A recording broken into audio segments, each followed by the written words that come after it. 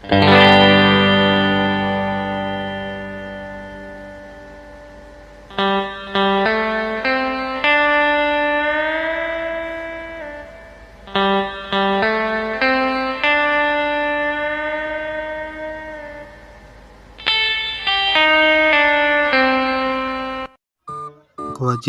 dan hak karyawan serta perusahaan. Memahami tanggung jawab dan hak di tempat kerja. Kewajiban karyawan terhadap perusahaan. Loyalitas. Loyalitas karyawan adalah komitmen dan dedikasi yang kuat terhadap perusahaan. Karyawan yang loyal tidak hanya bekerja untuk mencapai tujuan pribadi, tapi juga mendukung visi dan misi perusahaan. Mereka cenderung lebih berinvestasi dalam kesuksesan perusahaan dan bekerja keras untuk mencapai tujuan bersama. Loyalitas ini dapat meningkatkan produktivitas dan mengurangi turnover karyawan, yang pada akhirnya menghemat biaya rekrutmen dan pelatihan. Konfidensialitas adalah kemampuan untuk menjaga informasi sensitif perusahaan agar tidak jatuh ke tangan yang salah. Ini termasuk data pelanggan, strategi bisnis, dan informasi keuangan. Menjaga kerahasiaan informasi perusahaan sangat penting untuk melindungi keunggulan kompetitif dan mencegah kebocoran informasi yang dapat merugikan perusahaan. Karyawan harus dilatih untuk memahami pentingnya konfidensialitas dan mengikuti kebijakan yang ada. Ketaatan, mematuhi peraturan dan kebijakan perusahaan. Ketaatan berarti mematuhi semua peraturan dan kebijakan yang telah ditetapkan oleh perusahaan. Ini mencakup segala hal mulai dari kebijakan keselamatan kerja hingga kode etik perusahaan. Ketaatan membantu menciptakan lingkungan kerja yang aman dan teratur, serta memastikan bahwa semua karyawan bekerja sesuai dengan standar yang telah ditetapkan. Karyawan yang taat cenderung lebih dipercaya dan dihargai oleh manajemen. Produktivitas, bekerja dengan efisien dan produktif. Produktivitas adalah kemampuan untuk menghasilkan output yang maksimal dengan input yang minimal. Karyawan yang produktif mampu mengelola waktu dan sumber daya dengan baik, serta fokus pada tugas-tugas yang diberikan nilai tambah bagi perusahaan. Meningkatkan produktivitas dapat dilakukan melalui pelatihan, penggunaan teknologi yang tepat, dan pemberian insentif yang sesuai. Etika kerja. Etika kerja adalah prinsip moral yang harus diikuti oleh setiap karyawan dalam menjalankan tugasnya. Ini mencakup kejujuran, integritas, tanggung jawab, dan profesionalisme. Menjaga etika kerja yang baik membantu membangun reputasi perusahaan dan menciptakan lingkungan kerja yang positif. Karyawan yang memiliki etika kerja yang baik cenderung lebih dihormati oleh rekan kerja dan manajemen. Kewajiban perusahaan terhadap karyawan. Pelatihan dan pengembangan. Pelatihan dan pengembangan adalah proses sistematis yang dirancang untuk meningkatkan pengetahuan, keterampilan, dan perilaku karyawan dalam suatu organisasi. Program ini dapat mencakup berbagai metode seperti orientasi, kuliah di kelas, studi kasus, bermain peran, simulasi, pelatihan berbasis komputer, termasuk e-learning. Tujuan utamanya adalah untuk meningkatkan kinerja individu dan organisasi secara keseluruhan, serta mempersiapkan karyawan untuk tanggung jawab yang lebih besar di masa depan. Kompensasi yang adil. Kompensasi yang adil berarti membayar karyawan sesuai dengan peraturan yang berlaku dan sesuai dengan kontribusi mereka terhadap perusahaan. Ini mencakup gaji pokok, tunjangan, bonus, dan insentif lainnya. Kompensasi yang adil penting untuk menjaga motivasi dan kepuasan kerja karyawan, serta untuk menarik dan mempertahankan talenta terbaik. Lingkungan kerja yang aman. Lingkungan kerja yang aman dan sehat adalah hak setiap karyawan. Perusahaan harus memastikan bahwa tempat kerja mereka bebas dari bahaya fisik dan psikologis. Ini termasuk menyediakan peralatan keselamatan, pelatihan keselamatan kerja, dan kebijakan yang mendukung kesejahteraan mental dan fisik karyawan. Hak cuti. Hak cuti adalah hak yang diberikan kepada karyawan untuk mengambil waktu istirahat dari pekerjaan tanpa kehilangan gaji atau posisi mereka. Ini mencakup cuti tahunan, cuti sakit, cuti melahirkan, dan cuti lainnya yang diatur oleh undang-undang atau kebijakan perusahaan. Hak cuti penting untuk keseimbangan kerja dan kehidupan pribadi karyawan. Perlindungan hukum. Perlindungan hukum melibatkan upaya untuk melindungi karyawan dari tindakan diskriminatif dan perlakuan tidak adil di tempat kerja. Ini mencakup perlindungan terhadap diskriminasi berdasarkan ras, jenis kelamin, agama, usia, disabilitas, dan faktor lainnya. Perusahaan harus memiliki kebijakan dan prosedur yang jelas untuk menangani keluhan dan memastikan bahwa semua karyawan diperlakukan dengan adil dan hormat. Hak pekerja. Upah yang layak. Upah yang layak adalah hak setiap karyawan untuk menerima gaji yang sesuai dengan standar minimum yang ditetapkan oleh pemerintah. Ini memastikan bahwa karyawan dapat memenuhi kebutuhan dasar mereka dan hidup dengan layak. Selain itu, upah yang layak juga mencakup pembayaran lembur, tunjangan, dan bonus yang sesuai dengan peraturan yang berlaku. Cuti dan libur. Hak cuti dan libur mencakup beberapa jenis cuti seperti cuti tahunan, cuti sakit, dan libur nasional. Cuti tahunan biasanya diberikan untuk memberikan waktu istirahat yang cukup bagi karyawan, sementara cuti sakit memungkinkan karyawan untuk pulih dari penyakit tanpa khawatir kehilangan gaji. Libur nasional adalah hari-hari libur yang diakui oleh negara dan biasanya diberikan pada semua karyawan. Jaminan sosial. Jaminan sosial adalah program yang dirancang untuk memberikan perlindungan finansial kepada karyawan. Ini termasuk asuransi kesehatan yang membantu menutupi biaya medis dan program pensiun yang memberikan pendapatan setelah karyawan pensiun. Jaminan sosial penting untuk memberikan rasa aman dan stabilitas bagi karyawan dan keluarga mereka. Kondisi kerja yang aman. Kondisi kerja yang aman dan sehat adalah prioritas utama bagi setiap perusahaan. Ini mencakup penyediaan peralatan kesehatan, pelatihan keselamatan kerja, dan kebijakan yang mendukung kesejahteraan mental dan fisik karyawan. Lingkungan kerja yang aman membantu mengurangi risiko kecelakaan dan penyakit, serta meningkatkan produktivitas dan kepuasan kerja. Pendidikan dan pelatihan. Hak untuk mendapatkan pendidikan dan pelatihan adalah penting untuk mengembangkan keterampilan dan karir karyawan. Program pelatihan dapat mencakup berbagai metode seperti kursus, workshop, dan pelatihan on the job. Tujuannya adalah untuk meningkatkan kompetensi karyawan dan mempersiapkan mereka untuk tanggung jawab yang lebih besar di masa depan. Sifat diskriminasi. Diskriminasi dibagi menjadi 5. Yang pertama, diskriminasi gender. Diskriminasi gender adalah perlakuan berbeda berdasarkan jenis kelamin.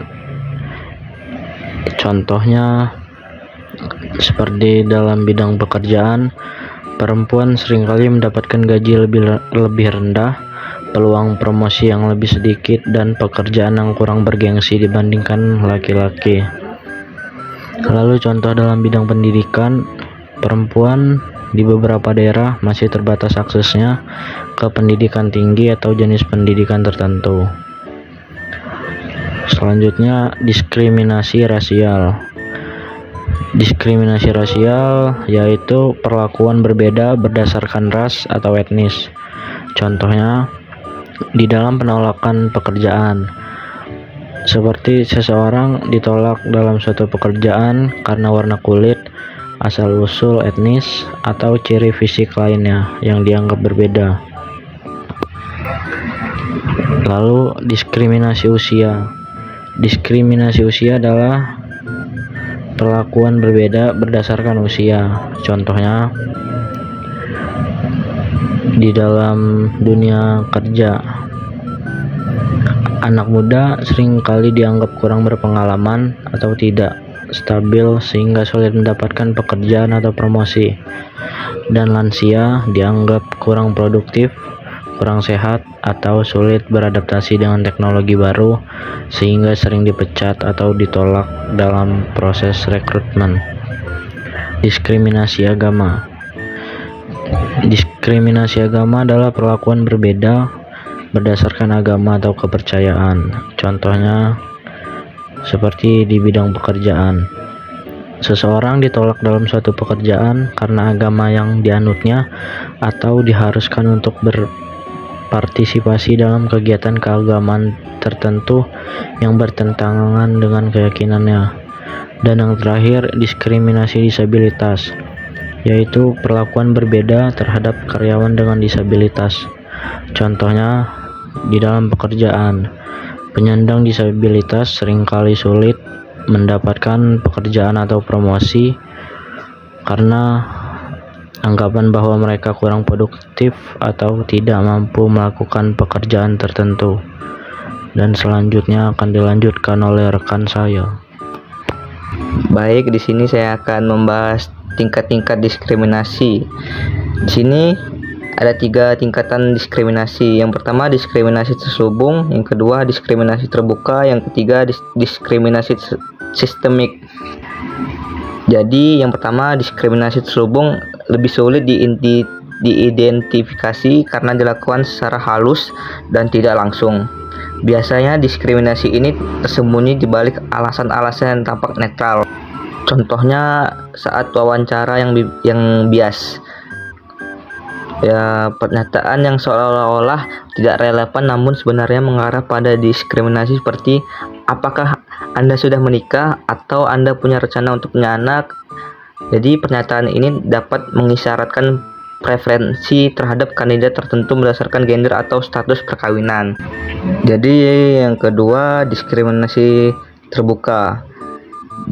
Diskriminasi terbuka adalah bentuk diskriminasi yang paling mudah dikenali karena dilakukan secara terang-terangan dan tanpa upaya untuk menyembunyikannya.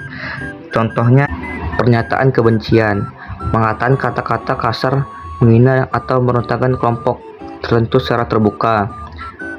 Biasanya tindakan ini didasarkan pada prasangka terhadap kelompok tertentu berdasarkan ras, etnis, agama, gender, orientasi seksual atau ciri fisik lainnya. Sama sumpah ngejelasin. Yang ketiga diskriminasi sistemik.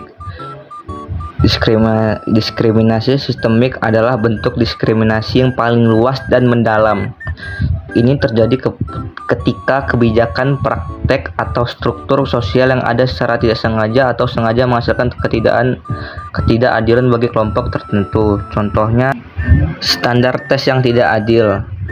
Tes standar yang tidak memperhitungkan perbedaan budaya dan bahasa sehingga merugikan siswa dari latar belakang berbeda. Contoh kedua, kurikulum yang bias. Materi pelajaran yang hanya menyoroti sejarah dan budaya mayoritas sehingga mengabaikan kontribusi kelompok minoritas. Diskriminasi.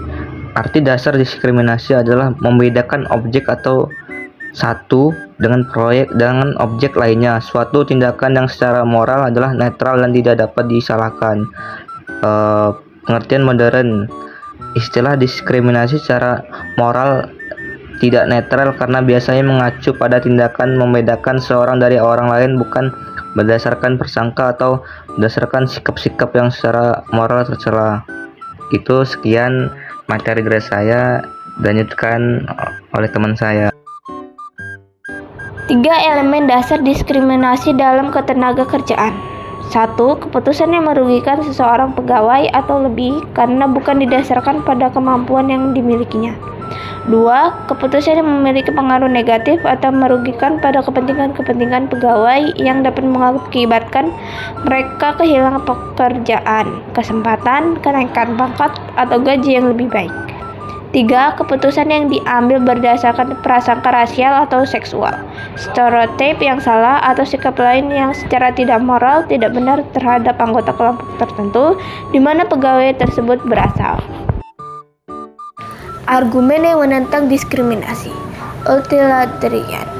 Diskriminasi mengarah pada penggunaan SDM secara tidak efisien.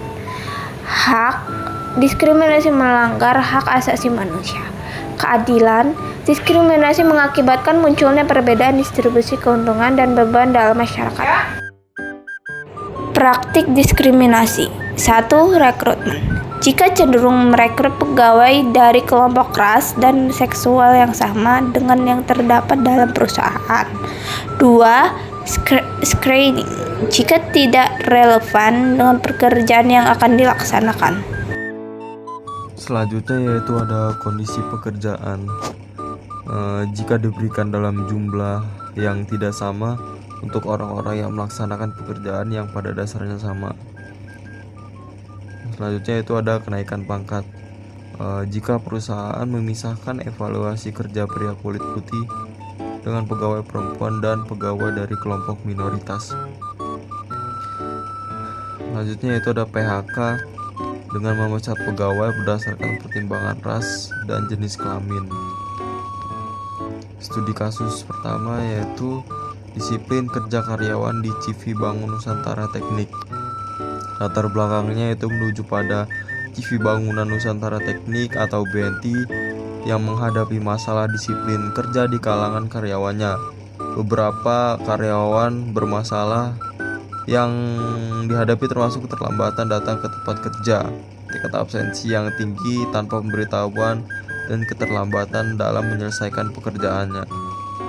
Tindakan yang diambil oleh PT tersebut yang pertama yaitu ada peningkatan ketegasan. Pimpinan perusahaan meningkatkan ketegasan terhadap karyawan yang melanggar aturan. Selanjutnya yaitu ada pembuatan aturan tertulis. Perusahaan membuat aturan baru secara tertulis agar karyawan lebih patuh terhadap peraturan tersebut. Yang ketiga yaitu ada kesadaran diri karyawan, di mana karyawan diharapkan memiliki kesadaran diri untuk menghargai waktu dan mematuhi aturan baru yang dibuat. Hasilnya yaitu dengan penerapan tindakan tersebut diharapkan tingkat disiplin karyawan meningkat sehingga pekerjaan menjadi lebih efisien dan efektif. Terima kasih.